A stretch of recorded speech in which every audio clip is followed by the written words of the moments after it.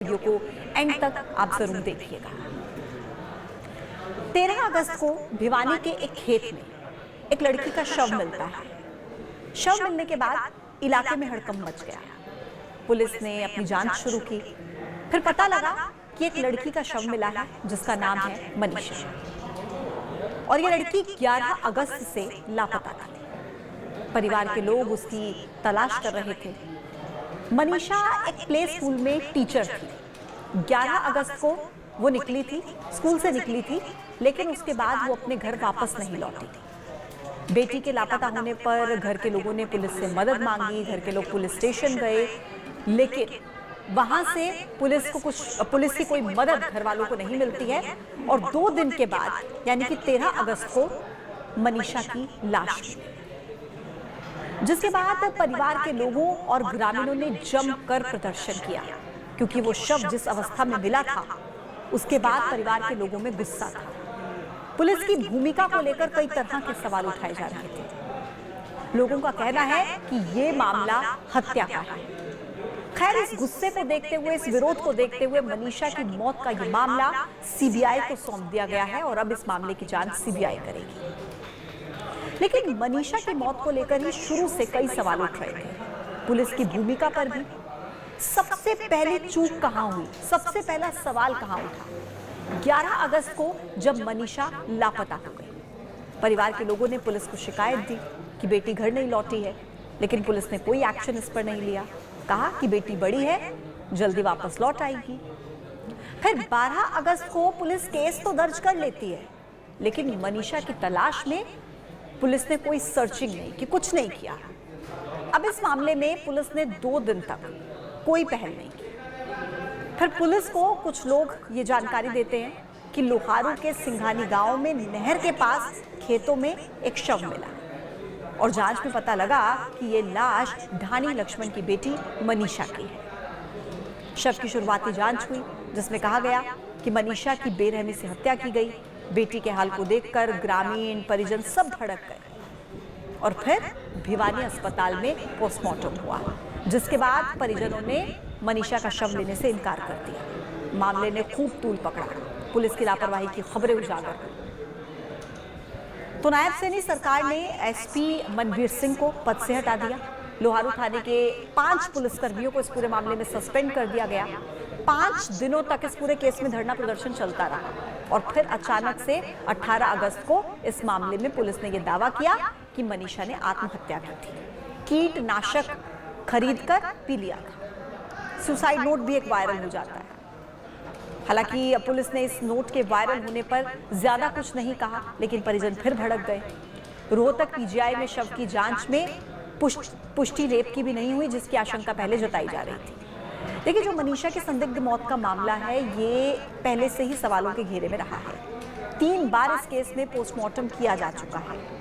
मनीषा के परिवार के लोगों की 2 मांगे थी। एक, इस मामले की जांच सीबीआई करे, और दूसरी, दिल्ली एम्स से पोस्टमार्टम होना चाहिए, और दोनों ही मांगे पूरी हो चुकी हैं। मुख्यमंत्री नायब सिंह सैनी ने बताया कि इस केस को सीबीआई को सौंप दिया गया है, यानी इस केस की जांच अब सीबीआई करेगी, और एम्स में जो है पोस्टमार्टम भी किया जा चुका है। पहले 13 अगस्त को भिवानी के एक अस्पताल में सबसे पहला जो पोस्टमार्टम है वो किया गया, और उसमें यह आया कि त्वचा छिली हुई थी, जैसे नोची गई हो, पेट फूला हुआ था, बच्चादानी हल्की सी बाहर थी, बाहर की तरफ निकली हुई थी। ये पहले पोस्टमार्टम में कहा गया, और ये सिर्फ जो पॉइंटर्स हैं, मुख्य जो बिंदु है, वो मैं आपको बता रही हूँ। शव पर हालांकि मारने जैसे कोई निशान नजर नहीं आ रहे थे।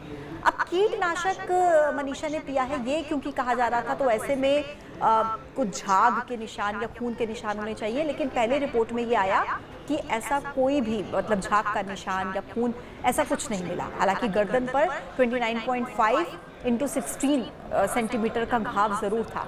29.5 गुना कर दीजिए 16 सेंटीमीटर का ये घाव उसकी गर्दन पर था, यानी कि 48 घंटे के बाद जो रिपोर्ट सामने आती है, उसमें जो मामला है वो कहीं ना कहीं हत्या जैसा लग रहा था।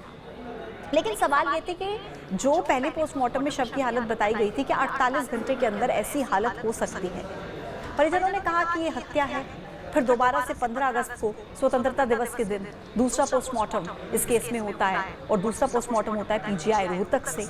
उसमें था कि जो घास फूस थी वो बालों में फंसा हुआ था, चेहरे पर जो त्वचा है वो सड़ चुकी थी, आंखें धसी हुई थी। हालांकि पहले रिपोर्ट में कहा गया था कि आंख जो थी वो गायब थी, लेकिन दूसरी में कहा गया कि धसी हुई थी। रीढ़ की हड्डी में इंजरी की बात दूसरी रिपोर्ट में कही गई, कहीं खून या सूजन नहीं थी ये भी हालांकि कहा गया। स्वास्थ्य नली का हिस्सा अलग होकर पड़ा हुआ था।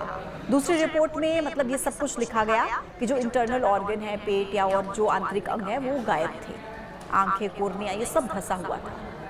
अब इस रिपोर्ट में ये कहा गया कि कोई, यहाँ पर भी यही था लेकिन कोई झाग नहीं मिला। अगर किसी ने कीटनाशक या जहर जैसा कुछ पिया है तो कुछ तो झाग मुंह से निकला होगा, लेकिन ऐसा कुछ नहीं मिलता है। दोनों रिपोर्ट्स की अगर बात करें तो दोनों रिपोर्ट्स में अलग अलग बातें सामने आती हैं, काफी कुछ फर्क दोनों रिपोर्ट्स में सामने आता है। वहां की रिपोर्ट में ये मामला कहीं ना कहीं आत्महत्या में तब्दील होता हुआ नजर आया। जहर खाने से मौत की बात कहीं ना कहीं सामने आ रही थी। हालांकि पीजीआई रोहतक के डॉक्टर ने कहा कि मनीषा के साथ कोई दुष्कर्म जैसी घटना नहीं हुई है। घुटनों पर हाँ छोटे छोटे निशान मिले हैं, शरीर के अंग के टुकड़ों की भी जांच की गई है और गर्दन पर जो निशान मिला है लग रहा है कि जानवर ने काटा है, लेकिन इसके बावजूद मनीषा के जो परिजन हैं वो माने नहीं और उन्होंने कहा कि ये पोस्टमार्टम दिल्ली के एम्स में होना चाहिए और फिर दिल्ली के एम्स में पोस्टमार्टम होता है। एक और अपडेट आपको मैं दे दूं, इस केस में अब लॉरेंस बिश्नोई की भी एंट्री हो चुकी है। बिश्नोई गैंग ने सोशल मीडिया पर पोस्ट करके चेतावनी दी है, कहा है कि अगर पुलिस न्याय नहीं दिला पाई तो हम कातिल को खुद मौत के घाट उतार देंगे। उस पोस्ट में ये लिखा गया कि बहन मनीषा को इंसाफ दिलाया जाए, चाहे सामने कितना भी पावरफुल आदमी क्यों ना हो। ये चेतावनी बिश्नोई गैंग की तरफ से दी गई है। परिवार के लोग, गांव के लोग हालांकि अब भी इंसाफ की राह तक रहे हैं। अभी तक कोई भी गिरफ्तारी इस पूरे मामले में हुई नहीं है। अब ये देखना होगा कि मनीषा के संदिग्ध मौत का मामला आखिर क्लियर कब होता है। क्या सीबीआई अब मनीषा को इंसाफ दिला पाएगी? क्योंकि इस पूरे मामले को लेकर जिस तरीके से रिपोर्ट सामने आई है, पहले 2 पोस्टमार्टम रिपोर्ट सामने आई है और उसमें काफी कुछ डिफरेंस मिलता है, तो कई तरह के सवाल वहां पर खड़े होते हैं। पुलिस की भूमिका को लेकर यहाँ पर कई तरह के सवाल खड़े होते हैं। हालांकि अब इस पूरे मामले की जांच सीबीआई जरूर करेगी, लेकिन एक सुसाइड नोट बरामद हुआ है बैग से मनीषा के। ये बात पुलिस की तरफ से कही गई थी कि उसमें कुछ आधार कार्ड और अन्य डॉक्यूमेंट्स भी मिले और एक सुसाइड नोट भी मिला है, जिसको लेकर मनीषा के पिता ये कहते हैं कि मेरी बेटी अंग्रेजी में नहीं लिख सकती है और मेरी बेटी आत्महत्या नहीं कर सकती है, ये मैं दावे के साथ कह सकता हूँ। लेकिन उसके बावजूद अभी तक इस पूरे मामले में कोई गिरफ्तारी नहीं हुई है। हालांकि परिवार के लोग लगातार न्याय की राह तक रहे हैं। उन्हें अभी भी उम्मीद है कि मामला, क्योंकि सीबीआई तक पहुंच चुका है और सीबीआई इस मामले की जांच करेगी, तो उम्मीद है उन्हें कि जल्द ही इस पूरे मामले में न्याय मिलेगा। खैर, आप इस केस को लेकर क्या सोचते हैं, कमेंट बॉक्स में अपनी राय जरूर दीजिएगा।